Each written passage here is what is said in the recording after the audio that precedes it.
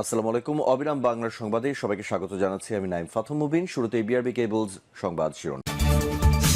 জানিয়ে দেব সর্বশেষ আপডেট বাংলা সংবাদ। শুরুতেই জানাবো অন্তর্বর্তী সরকারের 100 দিন পুরোপুরি সক্রিয় হয়নি পুলিশ, বাড়ছে খুন ছিনতাই। এদিকে সংকটে আওয়ামী লীগ, নেতাকর্মীদের দিলেন নতুন বার্তা, থাকছে বিস্তারিত প্রতিবেদন। আরও থাকছে হাসিনা তোমাকে আসতে হবে না, আমরাই তোমাকে নিয়ে আসব। প্রিয় দর্শক, পুরো রিপোর্টটি উপস্থাপন করছি, ভিডিওটি না টেনে দেখতে থাকুন। এবং সর্বশেষ জানাবো শেখ হাসিনা গুজব ছড়িয়ে দুর্বৃত্তদের উস্কানি দিচ্ছে বলে মন্তব্য করলেন রিজভী। এতক্ষণ শুনছিলেন সংবাদ শিরোনাম, এখন থাকছে বিস্তারিত। অন্তর্বর্তী সরকারের 100 দিন পুরোপুরি সক্রিয় হয়নি পুলিশ, বাড়ছে খুন ছিনতাই। দায়িত্ব নেওয়ার পর দেশের আইন শৃঙ্খলা পরিস্থিতির উন্নতি ঘটাতে অন্তর্বর্তী সরকার নানা উদ্যোগ নিয়েছে।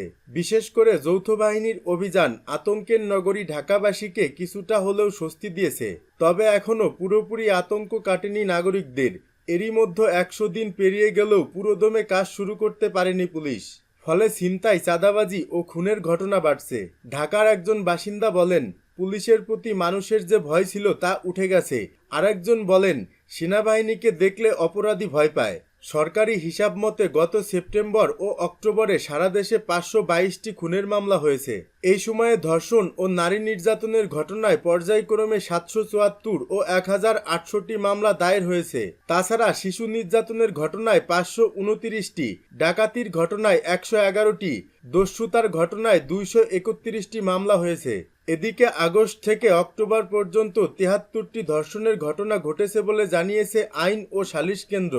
আর রাজনৈতিক সংঘর্ষে 35 ও গণপিটুনিতে 68 জন মারা গেছেন। অন্যদিকে পরিস্থিতি এখনও স্বাভাবিক আছে বলে দাবি করছেন আইন শৃঙ্খলা বাহিনীর কর্মকর্তারা। এই প্রসঙ্গে পুলিশের মুখপাত্র ইনামুল হক সাগর বলেন, কর্মকর্তারা প্রতিনিয়ত ইউনিটগুলো পরিদর্শন করে প্রয়োজনীয় দিক নির্দেশনা দিচ্ছেন।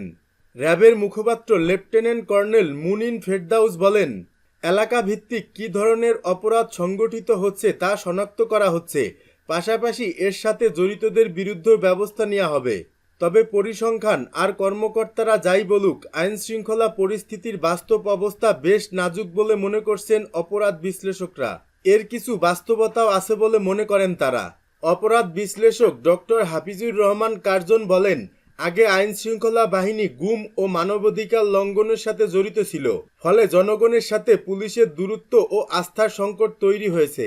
পুলিশকে যদি সেনাবাহিনীর পাহারা দিয়ে রাখতে হয়, তাহলে আইন শৃঙ্খলা পরিস্থিতি কিভাবে স্বাভাবিক হবে?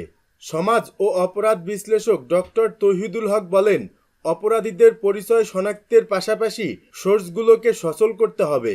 তাছাড়া আইনি বিষয়গুলোকে জোরালো করার বিষয়ে ভাবতে হবে।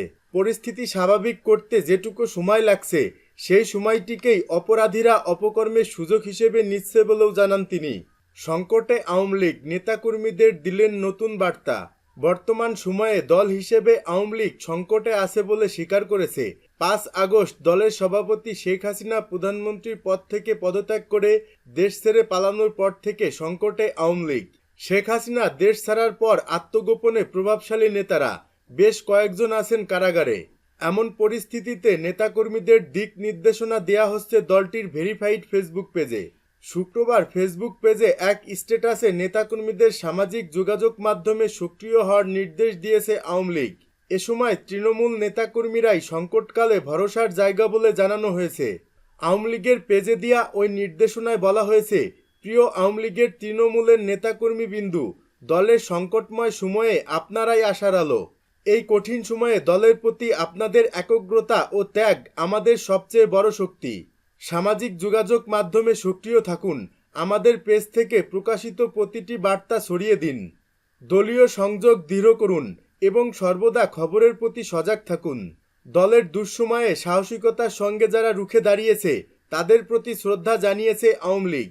তবে আওয়ামী লীগের ফেসবুক পেজ ঘেঁটে দেখা গেছে, পেজটিতে নেতাকর্মীদের দিক নির্দেশনার পাশাপাশি অন্তর্বর্তী সরকারের কর্মকাণ্ড নিয়ে সমালোচনা করা হয়।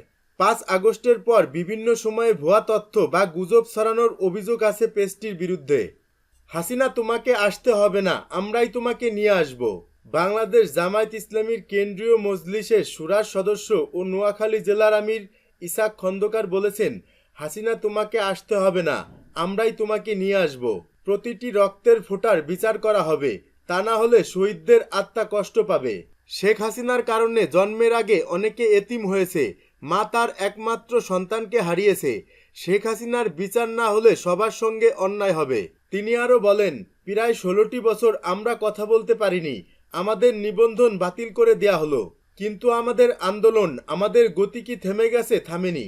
আমাদের শপথের কর্মী ছিল 35,000।